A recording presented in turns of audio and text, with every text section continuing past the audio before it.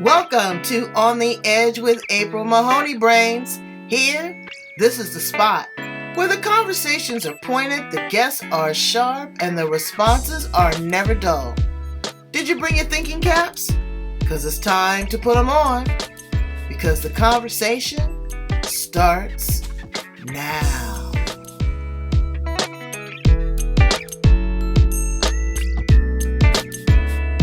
So, welcome to On the Edge with April Mahoney Brains. You're at the spot, the place, the location, the destination, where the conversations are pointed and the guests are sharp and the responses are never dull. And today we have Irina Shehovsov. Did I say that correctly? Yes, you did. Thank you. Yay, I get to ring my bell. You know, names can be challenging. So we're going to talk to her about a multitude of things. But one that is very near and dear to my heart is parenting. You know what, brains? When they came out of the womb, I sure wish somebody had to put an instruction with them. But children are all so unique. Parenting styles are so unique. I've had parents on the show that believe in unschooling, unruling, just letting their kids just grow up any old kind of way. Then I've got the extremists that are strong disciplinarians. We've got the millennials that have a mind of their own, a different communication style. So Irene is really continuously evolving and growing in this space and trying to help us, Joe Parent, navigate our way so that we can have a healthy, happy, cohesive relationship with our children. And I thank you really from the bottom of my heart for taking the time to do that because, girl, it's work. So tell us a little bit about how you got in this space. Then we're going to talk about the podcast, we're going to talk about the book, and we're going to find out some fun facts. So welcome her to the edge. How are you, Irina? I am wonderful. Thank you for having me. Absolutely. It's my pleasure. There in New York. What part of New York are you in? I'm out on Long Island. Oh, wow. So you can look right out your window and see that old Statue of Liberty, huh? That's on the other side. That's in Brooklyn. Oh, okay. Okay. All right. Good. I've been there on that boat ride. Oh, So tell us a little bit about you, your story, and how you show up in the world. sure. So I became a single parent myself back 8 years ago, and I was living with in a broken state because I thought I was not enough. I was not perfect. Like what was wrong with me? I was living like that for about a year, uh, waiting for something on outside of me to change. But of course, nothing would. It was up to me to pick up the pieces of my broken self and embarked on the journey of personal development and growth, and started learning by listening to podcasts, reading personal development books, attending seminars. And the first thing that happened for me, that point where I decided that this is not working, after I dropped off kids one to one place, another into a nursery, and running to catch the train to work and missing the train by a minute, I started sobbing and crying and wondering, is this what life all about? Constantly rushing to the next destination. Started sobbing? Yeah, yes, because I missed my train by a minute, and it was the continuous rush of everyday morning. It wasn't the first time. It was constantly rushing, catching the train, dropping kids off, catching the train, constantly rushing. So it's like, how they say it was the straw that broke the camel's back, Yeah. that I started asking, like, what is the point? Where are we running to anyway? Are we running to a death? Are we running to what is the point? Right, Is right. life all about something and ticking off boxes and not being present? Because I wasn't present. I was there physically, but my mind was somewhere else. I wasn't, if you were to recall, when my first kid was started walking and uttering the first word, I remember vividly because it was emotionally and physically there. And with my son, my second kid, yeah, it happened, but it didn't even register. It kind of flew by. I felt like I was living someone else's life. And I Mm. realized there is no way to live like that. There is a better way. I didn't know what that way was because I was defining for myself what does normal look like. Because everywhere I looked, I saw complete families. My husband, wife, kids, at least on the outside, everything looks fine and good. And Right, here I right, was this weird outsider. right, And right. and right now it's very common. Like there are more single parents out there now, but when I became a single parent, I didn't have any kind of support in terms of other single parents Now or let people. me ask a question though. Are you were you born here in the United States? Where were you born? No, I was born in the Soviet Union. Okay, so in the Soviet Union, I'm sure that a lot of things are different. But what is the family unit like there? Is it, is the father still the provider, the mother's the homemaker? Is it a duality of responsibilities? What does that frame like look like in the UK, in Soviet Union or former Soviet Union? Yeah, different situations, but most of the time it's both providers. It's not mom is the homemaker. It's depending on the financial situation of a family. They decide how they want to carry on their affairs. So in my family, both parents were working and it was all together. Mm-hmm, mm-hmm. Because some cultures are where the male is the primary breadwinner and then the female is the homemaker. But I guess all over the world now you need dual incomes. Yeah. How are women looked at as far as economic structure and the workforce? Are they in corporate CEO positions? Are they in more middle management? I Starter think positions? you can find in any position throughout. But I called as we grow, I think as we see in corporate world, a lot of times women are like hit the glass ceiling and they cannot move forward. Mhm, And we see it, I called it is easing up now, but back then I think it's a similar kind of situation all across the world, mhm. not specific to a particular country. I mean, So, and I I'm like to talking ask that. specifically. I love to Yes. travel, but I like to understand the cultural nuances because there's something to learn there and there's something that we don't know. So now you're transplanted to the United States. And I'm sure that's a bit of a culture shock, especially New York City. I mean, everybody's going everywhere. It's a big melting pot. Everybody's speaking different languages. They're moving so fast. There's expectations. And here you are missing the train and end up being a single parent. So I know that that could be a lot on you. How do you think that your children, do you think that they were aware of what you were going through, or were they just too young and just still kind of going through the motions?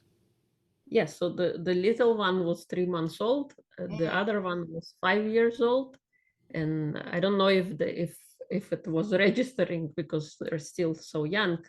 Now they are more of one is 8, the other one is 13, and they're more aware of what's going on. But yeah, back then I don't think they understood or they knew. I'm sure for my daughters probably was difficult because as the little one was born, my attention shifted to the little one, and right, she lost that connection with her dad. Not him not being present every single day in her right, life, and right. me shifting to the little kid, to the little one, while I felt And like sometimes when you go through that, you just, again, like you say, you're drained, you're depleted. You feel that there's no self worth, there's no value. What am I doing all this for? What was your aha moment? What was your awakening that just brought you to the point that said, you know what? I need a change. the missing of the train was the aha moment. Mm, I get it. I get it. Sometimes it's the simplest things that just kind of hit you over the head. And so Yeah. you started this personal development and personal growth, all of that. What were some of the things that you ventured into? Like I said, you started reading books and you said listening to podcasts. What kind of podcasts did you listen to? uh, Personal development like Tony Robbins, Mel Robbins, then Brandon Bouchard. Okay. Okay. Grandiose. Right. Those are the winners. Absolutely. Because I've walked on fire with Tony Robbins, honey. I only had to do it one time. Now I don't need to do Oh, it again. But I did it. But you know what? It's again building that momentum, building that courage. What would you say to a woman that's stuck right now? to recognize where you are if something is not working, to recognize that you have the internal power within you to figure it out, but also to be great, to practice gratitude and Mm, forgiveness. right. And Because I it's tell people all the time, gratitude is latitude and it will raise your attitude. definitely. Being grateful for everything. I just posted one of your dynamite videos. I think you have an 8-week session that you are encouraging people. And number 6 was to gain more energy and take more respect for your day to day, to gain more energy. And you Yes. gave some great tips by starting the day before. And I do that. I've been having conversations with myself about how I process information, how I receive information, good, bad, or indifferent. Mhm. But it's all about how you process it. So, again, at the end of the day, I end that day with gratitude, thanking, the universe, God, my neighbors, just for what they've done for me, and creating that space to shut it down, to make your bedroom a peaceful place, to make it a place where, again, the blue light, because I'm bad about that, girl. The phone will ring. I got clients all over the world, and I'm looking, and I wake up and I scroll. But it affects your circadian rhythm. You are not allowing your body to shut down. You gave great suggestions on how to um, stop eating a few hours before to allow your body to get into that process to digest the food. That's your circadian rhythm. But then also having that neuro linguistic programming, having that conversation in your mind about the next day. Mhm. And you say this is your daily ritual. I love that. That's amazing. It's amazing. Tell us some of the tips that you want us to incorporate as we've shut it down today. How do we start tomorrow? And what do we go through tomorrow?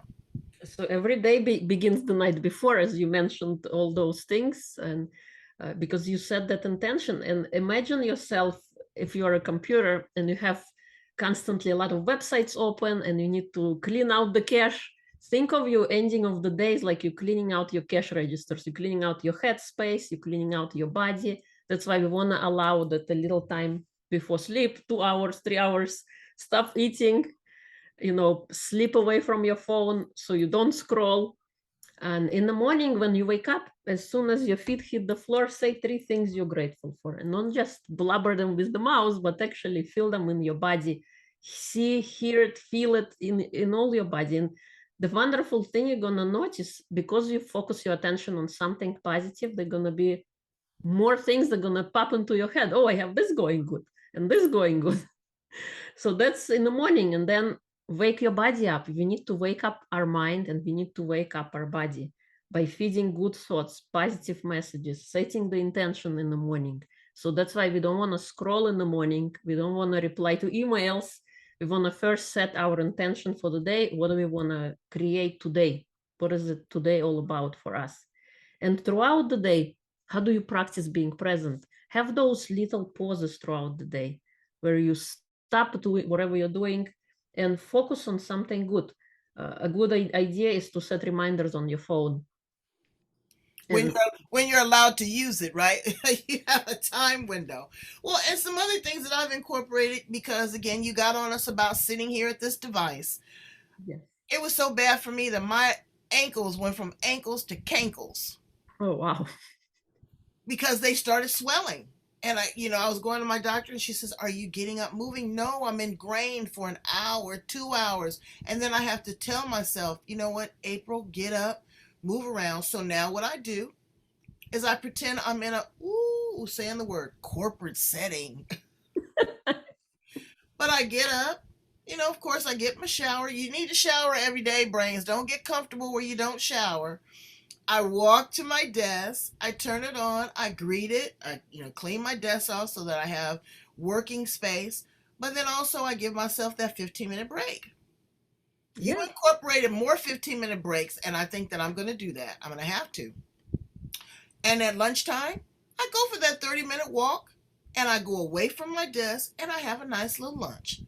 See, I can have an hour and a half lunch because I work for myself. Yeah.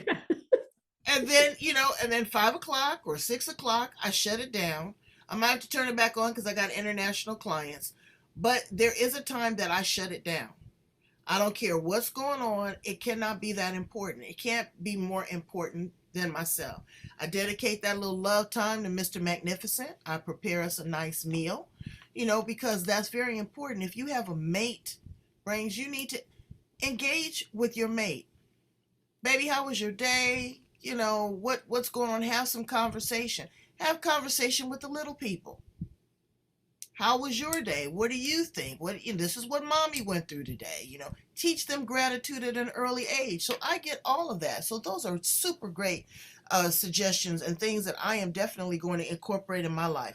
Talk to the single parent right now, though, because again, if that person doesn't have someone to co-parent with them, it's extra rough. You've gotten off that train. You have to make dinner. You've got to get the kids back home. You've got to give them a bath. And then you got to manage self-care.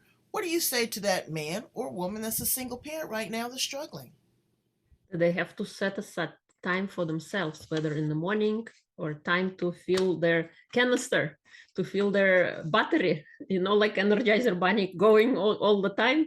We gotta charge our batteries, whether in the morning, and it's time away from your kids. This is something you do before you take care of kids, before you do all the responsibilities that you have to do. You got to set aside time. And this is what I do for myself. This is how I charge my battery. I know it's not for everybody, but I wake up at 4:30 a.m. I train myself Yeah. to walk, to meditate, to journal, to have time for me, because this gives me energy. This allows me then to take on the day, to be present, to be alive, to not scream at kids, to not be reactive or get triggered immediately, because I took that time away in the morning. And throughout the day, having those little micro breaks, I recommend to people practicing 10 minutes of joy every day. Do something that sets your soul on fire every day. Or if schedule allows, do more of it. But it's something to look forward to, something that it's going to be like your pick me up throughout the day. That makes perfect sense. To find joy.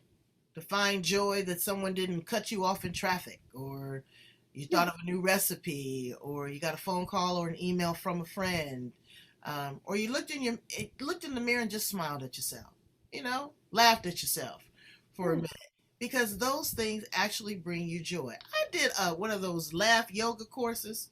Mm-hmm. I thought it was hooky at first. Girl, number one, I was exhausted because I really worked my abdomen, and you can laugh at nothing at all. You can just start laughing. Like people start crying or start complaining or whining, you can laugh. So there is joy. There's also joy in the pages of the books that you have contributed to. Tell us a little bit about your writing and your writing experience. Sure. So writing came about this year. I was published 2 books, Sacred Wow. Surrender and Revolutionary Leaders. Okay, wait, hold on. I want to give you a full picture there. Okay, so now sacred Surrender. sacred surrender. I couldn't see that in there. And then the other one is Revolutionary Leaders. revolutionary leaders. Now, are these anthologies or these are your complete compilations? Anthologies. So it's other authors. So how did you get selected, and what was your process for selecting them? Because a lot of times I get a lot of opportunities to be in anthologies, but you have to be selective and make sure that the group of people that you're collaborating with is in alignment with your values and your message. What was your process? Sure. So I was invited to participate in those books. Oh, wow. We connected with the lady who is the publisher, Divine Destiny Publishing, and we resonated with her. She is also a single parent, and we share similar values, and the connection came from a good place. kind of, if you were to map your journey, it would look probably like a map of a star. You know, when you connect with a person and that person led you to another connection, to another connection, Absolutely. you can have like a constellation that brought you to where you are. So I dreamt those days when I started taking my walks. I was thinking how I would want to live my life, and one of them was writing books, and I kind of forgotten about it. And this year it came to be, it came to realize. I started writing, and I'm now enjoying that process. Well, Of we are going to enjoy the process and hear a little bit about your writing and the process and your contribution to the anthology. So, give us a little introduction into that, Brains. Sit up straight and course. pay attention. So this is an excerpt from Revolutionary Leaders, and the title is Once I Was Lost and Now I'm Found. Be a beneficial presence on the planet. Give your gifts. Boldly go where no woman or no man has ever gone before. Michael Beckwith. Revolutionary leader is a conscious, limitless bringer of light, the kind that turns things around, questions everything, finds new ways of being and doing, shares them with the others to bring hope, is a light in the dark places. Who am I? The question we often ask ourselves. If we are to remove the labels of mom, dad, daughter, son, accountant, lawyer, baker, writer, healer, what is left? What parts and pieces make you who you are? We are all part of a whole. We are all one.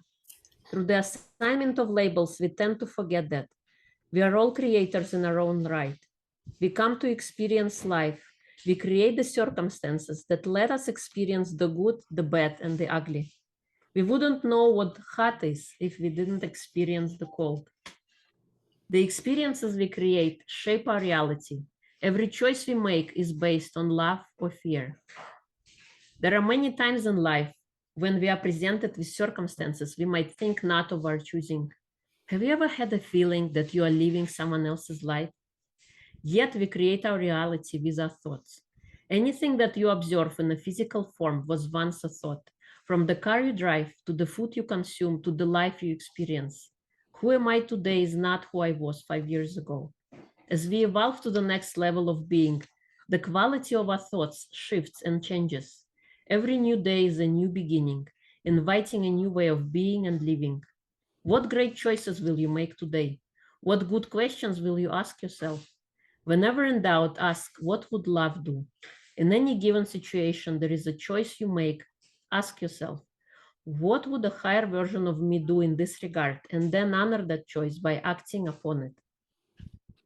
Do you want to keep going or stop? No, that was that was a lot to take in and unpack, and it was very clear, and it was very powerful. Thank you. That lets me know that you've done the deep dive, that you've asked yourself those questions, and that you found the Yes. answer. Because a lot of times people don't even bother to ask the question; they just continuously go in motion. I call them mechanical animals. They never embrace what's really going on. They never grease their wheels. They never slow down. And then one day they crash and burn. They turn to destructive behaviors. Again, they're mean to their children. Brains, don't be mean to your kids. Don't be hollering and cussing at them. Kids are kids. But then, too, who are you a kid to? You know, are you loving on yourself? Are you taking that time to do the deep dive? I love how you asked the question, just really about self evaluation. You will never know the cold unless you felt the heat, or vice versa. Once you've felt the heat, you don't know what it feels to be cool. Some people never know what it is to be loved. Yes. They don't know what loves. I had a person on here that talked about happiness. How about contentment? Just level it out, because happiness is like a drug. You're always chasing that high. What's the next thing that's going to make me happy, instead of just being happy in the skin that you're in. So you're not only in skin, you're in our ears. You got a podcast. Tell us about that podcast. What are you talking about? Sure. So podcast was born out of inspiration. It started 2.5 years ago. It's called Single Parent Success Stories. And on the podcast, I interview past and present single parents, as well as experts to help navigate the post-divorce journey. So I had people from all over the world come share their story, their message. Because when I became a single parent, I wish there was a resource like that to kind of say how things are going to work out, as I was still living in that foggy place where I didn't know how to continue. So that's how podcast was born. It's been incredible. I've spoken with people all over the world and amazing stories. But the key message for single parents is self-love. Practice self-love. Mm-hmm. And don't judge yourself, because we are so harsh on ourselves. We are our own judge, our own cheerleader, and our own executioner in one. Okay, So absolutely. be your own cheerleader. And you know what? Learn how to be mature. That co-parenting, that is, some parents are completely exiled and extracted from their kids' life. There's other times you're going to have to deal with the other parent. Know that the first person normally that a girl falls in love with is her father. The first woman that a young man falls in love with is his mother. So you want to be good examples of that. But also, it's hard being a single parent because you want to be loved too. And introducing different people to your children, understanding and respecting their perspectives. Now, I have seen some people that are so enamored with just trying to get groped up, felt up, loved up, that they totally neglect how their child are feeling. And children are like animals. They smell a predator. They smell danger. And if they don't like it, listen to what they say, because now it's a package deal. And it's hard. I get it. But there's somebody for everybody. And if that person is not for you, that's okay. Go ahead and move on. But you definitely have to, have a tender ear and take that into consideration. So let's talk about some fun things. Irina, what's your best meal? What's the best thing that you can cook? I don't know. I'm very adventurous. Really? Okay. You like spicy food? You like No spicy. Not spicy spicy. food? Not spicy. Okay. How is the food in Russia? Some people say that it's not as spicy. It's a little bit more bland than in America. Because I know in New York, you've got a little bit of everything. Yeah, so it's in Soviet Union, you got a little bit of everything, because there Yeah. are different nationalities, different history, culture from all the people. So I'm from kind of close to Middle East, in the south of the Soviet Union. Okay. So the food is very tasty, delicious, and Mm-hmm. a lot of spices. Not spicy in terms of like it's hot, but it's spicy to create Flavor. versatility of flavor. Yes. Yeah. Oh, that's good. If you were an appliance in the kitchen, what appliance would you be? If I'm an appliance in the kitchen, a Vitamix. I hear I'll so be a many Vitamix people say that they would be a Vitamix. Why would you be a Vitamix? because it's versatile and you can do many things there. You can cook, you can make a smoothie, you can make a salad, you can do anything you want. Absolutely, absolutely. I think I'd be the refrigerator. I just want to chill. That's What's your favorite flower? probably a rose. A rose? Yeah. Why? It has beautiful smell. Another favorite is sunflower. I like to Oh, paint. When I paint, I do sunflowers. yeah. I was Yes. going to add, that was my next question. What is your extraordinary gift? So you like to paint? Well, I like to paint. I like to sing. I like to learn like foreign languages. I like to create, Yeah. design things like podcasting, Yeah. writing, new discovered gifts. But singing was a result of my recovery after breakup. It allowed me to open up my voice It allowed me to speak what I couldn't, sing what I couldn't speak. It's been incredible. Well, you have a beautiful command of the English language. You actually do. You Thank absolutely do. What kind of songs do you sing? What genres? anything except heavy metal and hip hop. Okay. Well, yeah, I know. I like hip hop. I like a little gangster rap, but I love country western. Do you like country western music? So, some I don't know any by heart, but if I Oh, yes. yeah, it's good. So do you go to the karaoke bar and sing, or do you have a band?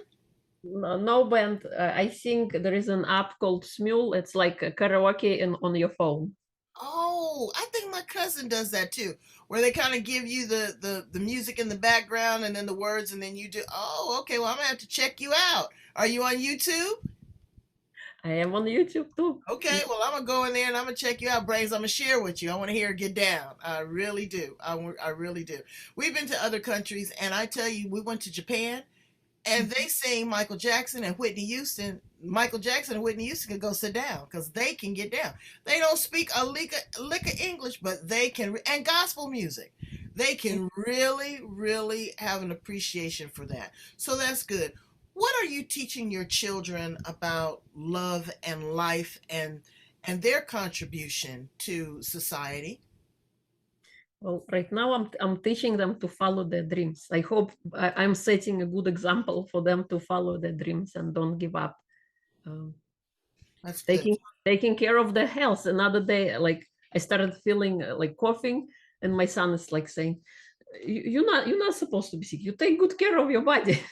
Right? Right? He just like said it like that. I was like, really? What was that? Yeah. Well, you know what? And my daughter told me when she was about 7 or 8 years old, she said, Mommy, I watch every single thing you do. And it really made me nervous because now I'm, I'm held accountable for my actions and for my reactions and what I do. If you had three wishes, what would they be? Wishes for what?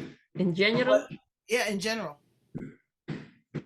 Well, I recently learned of a good thing called Life Book. I wish for children as early as 7 years old would have it in their school curriculum.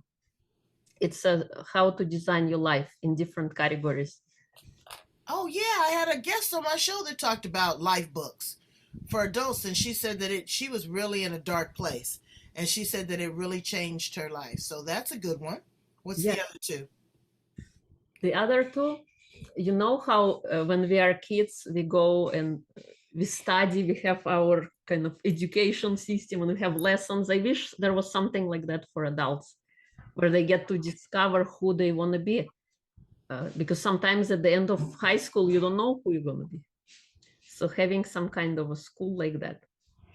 That And would my other wish, my 10-year dream, I have a dream of creating a Reclaim Your Life center where people who lost hope in life can go and rejuvenate themselves by addressing their physical, emotional, mental, spiritual health by having on site things like hobbies like painting or singing or baking so they can fix or heal wherever is not working and also practice their good deeds, discover their hobbies and follow their dreams in the end after they're done. well, That's the dream I have. well, you know what? That sounds like a manifestation. You can make that happen. You can. And brains, anybody out there that's got some space in Long Island that needs really, girl, I put the call out to people. You'd be surprised. Um, that needs to really kind of rejuvenate themselves, or you just have a big space and you don't know what to do with it. Irina knows what to do with it. Okay, it could change your life, helping other people. I help the overlooked and underserved, the homeless, and it does me so much joy. It gives me so much joy because I was just in Europe. I saw 5 homeless people, 5, and I traveled to 3 countries and 10 cities. And here I can go over to the grocery store and see a tent city anywhere in America. So again, brains, each one must teach one. We have to be our brother and sister's keeper. We have to love, but we can't love anybody else until we truly learn how to reclaim our own life and love ourselves. Thank you, amazing guests. Please tell my brains how to get in contact with you, purchase a copy of your book, or tune into your podcast. Sure. So I'm available on Facebook. It's Irina Shehovsov. On Instagram, it's re.claimyourlife. On YouTube, it's Happiness Academy with Irina.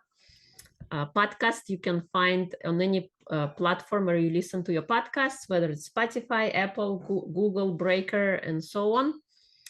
Books are available on Amazon. I'm going to share a link with you where you can purchase them. And my website is irinashehovsov.com. Well, thank you again for being here. Brains, we need you to love, like, share, and subscribe. Love, like, share, and subscribe. Right here, right there. All the information that you need to live a happy, healthy, balanced life. We're working, 24/7 to provide it. Thank you so much, Irina. Tell your kids I said hi. Thank you. Bye, Brains.